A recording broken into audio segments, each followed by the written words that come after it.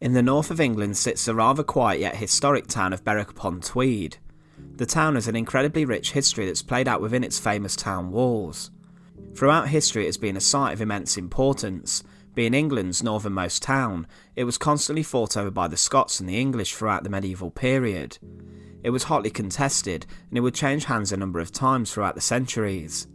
Although its intimidating and foreboding town walls are its most famous feature today, there is a rather interesting myth or legend that involves the town of Berwick upon Tweed that it's still technically at war with Russia today. So join us today as we delve into this, and remember to support our channel, please make sure to subscribe. When Berwick was founded, it was part of the Anglo-Saxon kingdom of Northumbria that became part of England in the 10th century.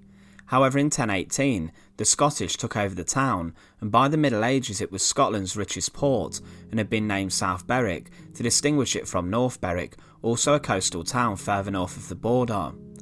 In 1296 the English would brutally attack and take the town. This marked a time in which the town would change hands from the English to the Scots a number of times, either through raids, sieges, massacres, or even the town just being ceded or sold off. In 1482, the town became English, and the legal documents of the time called it a Kingdom of England, but not within England. This issue led to one of the most remarkable myths about the town being created. So Berwick was classed as being of the Kingdom of England, but not falling within it or its borders. The loophole led to a bit of a panic when Britain declared war on Russia in 1854, when the Crimean War would break out. When war was declared upon Russia, it was done so on behalf, apparently, of Britain, Ireland, Berwick upon Tweed, and all of the British dominions. When the fighting would finish in 1856 and the Treaty of Paris was signed, there was no mention of Berwick upon Tweed at all in the ceasefire documents or in the peace treaty. So technically this meant that the town was still technically at war with the Russians, until allegedly 1966. But how true is this? While the Russian Tsar Nicholas I had big plans for the Ottoman Empire, and he hoped to acquire some of their territory with the support of the major powers of Prussia, Austria and Britain. But the countries were alarmed by the intentions of Russia, and none of them wanted to see the Russians gaining a larger empire. Because of this, Britain and France voiced their support for the Ottomans against the Russian Tsar, in the hope that Nicholas would back down. However, he would not. The Tsar gave the go-ahead for his army to invade the Ottoman-owned territories of Moldavia and Wallachia, which is now modern-day Moldova and Romania. The Ottomans were furious at this. However, the other countries believed that diplomacy would prevail rather than go to war, but the Ottomans declared war instead.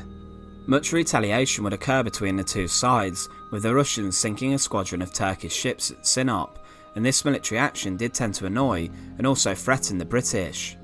The anger towards the Russians by Britain wasn't due to concern for the Ottomans, but more so that they felt their trade routes to India would be under threat, and a stable Ottoman Empire would be able to also protect these. France also wanted revenge on the Russians for their defeat during the Napoleonic Wars in 1812. Because of this, Britain and France then demanded that the Russians left the occupied Ottoman lands by March 1854, but when the Russians didn't, there was no other option but to declare war. However, this is when Berwick comes into it again. When Queen Victoria signed the declaration of war, it was alleged to have been done so on behalf of Great Britain, Ireland, Berwick upon Tweed and all of the British dominions. We established earlier that after centuries of conflict between the Scots and the English, Berwick remained in English hands. The confusing nature of the 1502 treaty, signed between the English and the Scots, in which Berwick was given the status of but not within the Kingdom of England, added much mystery as to where the town actually stood in terms of its jurisdiction. Did it fall under part of England, or was it actually just a town belonging to England?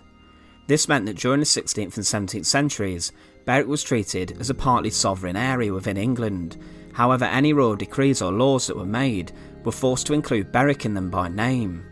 If the government did not do this, then the law would simply not apply to Berwick upon Tweed, and the town would become exempt. In 1746, the passing of the Wales and Berwick upon Tweed Act decreed that any proclamation issued after would automatically include these regions. However, the practice did not stop, most notably when the town was included in the declaration of war with Russia. The Crimean War would come to an end in 1856 after 2 years of fighting, and the Treaty of Paris being signed. The treaty meant that Russia had to respect the independence and territory of the Ottoman Empire and return any land that was captured. One key component to the treaty was missing though, and that was the name of Berwick Upon Tweed in the treaty and the ceasefire. It had been clearly mentioned in the declaration of war, so it needed to be named in the treaty, bringing an end to hostilities. So maybe this does mean that after all, Berwick was still technically involved in a war with the Russians that hadn't been ended. The problem was that no one really noticed though, until the First World War came about. It was mentioned in a New Zealand newspaper that an archdeacon had noticed that Berwick was still technically at war with Russia, and had been at this point for over 60 years.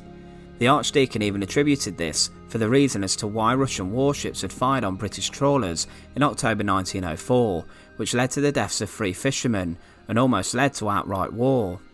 However, these trawlers were from Hull and not from Berwick, and had been mistook for Japanese warships, of which Japan and Russia were at war at the time.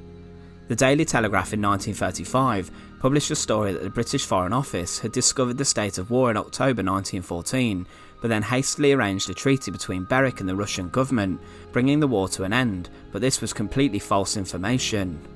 In 1965, the Foreign Office was formally consulted as to if Berwick and Russia were still at war, and they confirmed that they had investigated this 30 years earlier and found no evidence that suggested they were still at war, so it should be assumed that there was no conflict between the English town and the Russians.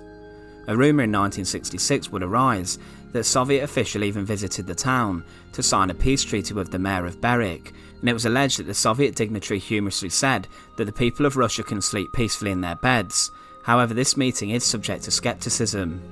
So the story of Berwick upon Tweed being technically at war with Russia for over 100 years is shrouded in some mystique and mystery, and it's all down to interpreting words from a medieval document, and also down to omissions in a treaty or ceasefire. It's strange though that however it was mentioned in the declaration of war, yet 2 years later it wasn't mentioned in the treaty that ended the Crimean conflict. You would have thought that the declaration of war would have been used in the drafting of other documents to bring an end to hostilities, however Berwick wasn't included in this. So for this I suppose it depends how literally you interpret law and documents for you to reach the conclusion as to whether Berwick was still technically at war with the Russians. But do bear this in mind, the treaty ending the Crimean War was never amended to include Berwick upon Tweed, so possibly it may still be at war with Russia today in some people's eyes. Once again, thanks for watching.